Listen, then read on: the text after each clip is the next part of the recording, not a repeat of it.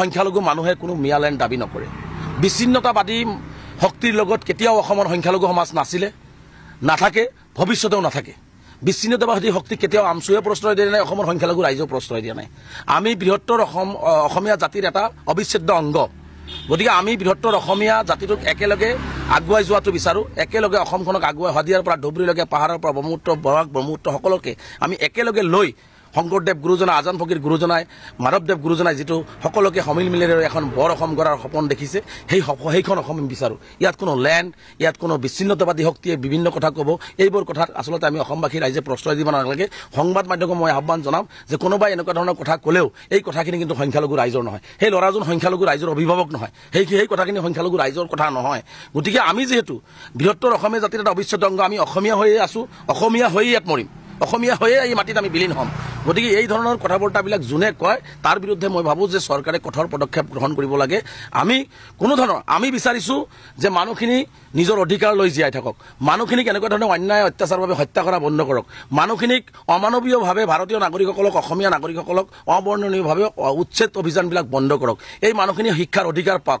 সাংবিধানিক অধিকাৰ পাওক তেওঁলোকে জীয়াই থকাৰ অধিকাৰ পাওক এইটো বিচাৰি আমি আন্দোলন কৰি আছোঁ আৰু এইটো বিচাৰি আমি আন্দোলন কৰি থাকিব লাগিব আমি যেতিয়ালৈকে আমাৰ প্ৰাপ্য অধিকাৰখিনি নাপাওঁ এইটোৰ উদ্দেশ্য এইটো নহয় যে আমি বৃহত্তৰ অসমীয়া জাতিৰ পৰা ফালৰি কাটি গ'লোঁ আমাক কোনোবাই কিবা ক'লে আমি লেণ্ডৰ পিছে পিছে দৌৰিলোঁ তেনেকুৱা পৰিৱেশ অসমৰ সংখ্যালঘু ৰাইজৰ মাজত নাই মই পুনৰবাৰ কৈছোঁ কোনো বিচ্ছিন্নতাবাদী শক্তিৰ লগত আমচু নাই অসমৰ সংখ্যালঘু ৰাইজ নাই এইবিলাক আমি নস্যাৎ কৰিব লাগে এই সম্পূৰ্ণ আমি এইবিলাকক নস্যাৎ কৰিছোঁ অসমৰ সংখ্যালঘু ৰাইজে নস্যাৎ কৰিছে আৰু এইবিলাক কথা যোনে কয় তাৰ বিৰুদ্ধে মই ভাবোঁ যে কঠোৰ ব্যৱস্থা হ'ব লাগে আৰু সংবাদ মাধ্যমক বিনম্ৰতাৰ আহ্বান জনাম এনেকুৱা ধৰণৰ টুলুঙা মন্তব্য কৰা এনেকুৱা এই বেলেগ কথাবিলাক কোৱা বৰ্তাবিলাকৰ মই ভাবোঁ যে সংবাদ মাধ্যমেও এইবিলাক বাতৰি পৰিৱেশন কৰি আমাৰ মাজত এটা ভুল বুজাবুজিৰ সৃষ্টি নকৰিবৰ কাৰণে মই আহ্বান জনাইছোঁ চাওক আমি আজি মুখ্যমন্ত্ৰী ডাঙৰীয়াক আমি বিশেষভাৱে আহ্বান জনাইছোঁ যে মুখ্যমন্ত্ৰী ডাঙৰীয়াই প্ৰথমতে এটা হোৱাইট পেপাৰ উলিয়াব লাগে অসমত কিমান মানুহ ভূমিহীন হৈ আছে কিমান মানুহ আজি গৃহহীন হৈছে ব্ৰহ্মপুত্ৰৰ কবলত পৰি বিভিন্ন উপনৈৰ কবলত পৰি কিমান মানুহ প্ৰাকৃতিক দুৰ্যোগৰ কবলত পৰি গৃহহীন হৈছে এই সকলো তথ্য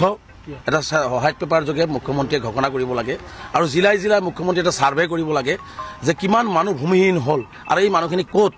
আজি 50, 60, 70 বছৰ বা নতুনকৈ ক'ত বসতি স্থাপন কৰিছে তাৰো এটা হোৱাইট পেপাৰ উলিয়াবৰ কাৰণে আজি মুখ্যমন্ত্ৰীক আমি আহ্বান জনাইছোঁ কাৰণ এইবোৰ নকৰি মুখ্যমন্ত্ৰী বেগদৰেদি পিছফালৰ পৰা যিধৰণে আক্ৰমণ কৰি যিধৰণে মানুহক অত্যাচাৰ কৰি মানুহক গুলি কৰি মানি যিধৰণে অমানৱী উচ্ছেদ কৰি এটা অসমত এটা পৰিৱেশ অস্থিৰ কৰিব বিচাৰিছে পেলেষ্টাইন সদৃশ গাজা সদৃশ এটা পৰিৱেশ সৃষ্টি কৰিব বিচাৰিছে সেইটো আমি বিচৰা নাই আমি বিচাৰিছোঁ যে মুখ্যমন্ত্ৰী ডাঙৰীয়াই এই ধৰণৰ অন্যায় অত্যাচাৰবোৰ বন্ধ কৰিব লাগে মানুহক মানুহ হিচাপে জীয়াই থকাৰ অধিকাৰ দিব লাগে সংবিধানে দিয়া অন্য বস্ত্ৰৰ বাসস্থান যিখিনি মৌলিক অধিকাৰ সেইখিনি মানুহখিনি পাব লাগে গতিকে সেইখিনি পাবৰ কাৰণে মুখ্যমন্ত্ৰী ডাঙৰীয়াক আহ্বান জনাইছোঁ যে তেওঁ এটা পলিচি বনায় তেওঁ এটা চৰকাৰীভাৱে এটা প্লেন বনায় যে আচলতে কোন জিলাত কিমান মানুহ ভূমিহীন হ'ল কোন বছৰৰ পৰা ভূমিহীন হ'ল কিমান মানুহ ব্ৰহ্মপুত্ৰৰ কবলত গ'ল কিমান প্ৰাকৃতিক দুৰ্যোগত ভূমিহীন হ'ল কিমান জন্মগতভাৱে তেওঁলোকৰ ভূমি নাই এই কথা বৰ্তাবিলাক হোৱাইট পেপাৰ যদি অসমবাসী ৰাইজে জানিব বিচাৰিছে এইখিনি জানিব লাগে আৰু এই মানুহখিনি এতিয়া বৰ্তমান ক'ত সহাৱস্থান কৰিছে তাৰো এটা লিষ্ট হ'ব লাগে আৰু এই মানুহখিনি এটা ছাৰ্ভে কৰিব লাগে কাৰণ এই মানুহখিনি এনেই ক'ৰবাত যায় চৰকাৰী মাটিত বসবাস কৰা নাই এই মানুহখিনিক এবাৰ সন্দেহজনক বনোৱা হৈ আছে এবাৰ বাংলাদেশী বনোৱা হৈ আছে আৰু এই মানুহখিনিৰ লগত কোনো আলাপ আলোচনা নকৰাকৈ ভূমি নিদিয়াকৈ তেওঁলোকক সংস্থাপনৰ ব্যৱস্থা নকৰাকৈ যিটো চৰকাৰৰ প্ৰথম দায়িত্ব আৰু কৰ্তব্য সেইখিনি নকৰাকৈ কেৱল মাত্ৰ হিন্দু মুছলমান কৰি গাদী ৰক্ষাৰ কাৰণে কেৱল মাত্ৰ অসমখন অসমীয়া জাতিটোক ধ্বংস কৰিবৰ কাৰণে মুখ্যমন্ত্ৰী যিটো প্লেনিং কৰিছে এই প্লেনিংটো বন্ধ কৰি মই ভাবোঁ যে মুখ্যমন্ত্ৰী ডাঙৰীয়া সঁচাকৈ যদি অসমখনক ভাল পায় আৰু অসমৰ মুখ্যমন্ত্ৰীৰ গাদীখন যদি সঁচাকৈ হিন্দু মুছলমানৰ চকী নহয় সেইখন অসমৰ মুখ্যমন্ত্ৰীৰ চকী হয় আৰু সেইখন চকীত যদি বহিছে আৰু সেইখন চকীত কিন্তু অসমৰ বহু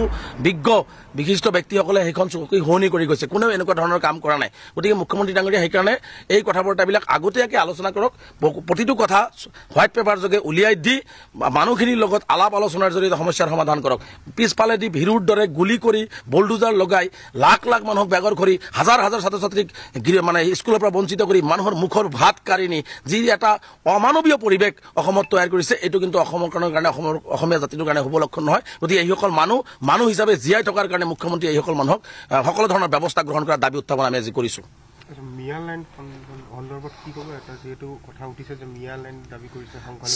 চাওক এইটো এটা অবান্তৰ অযুক্তিকৰ কথা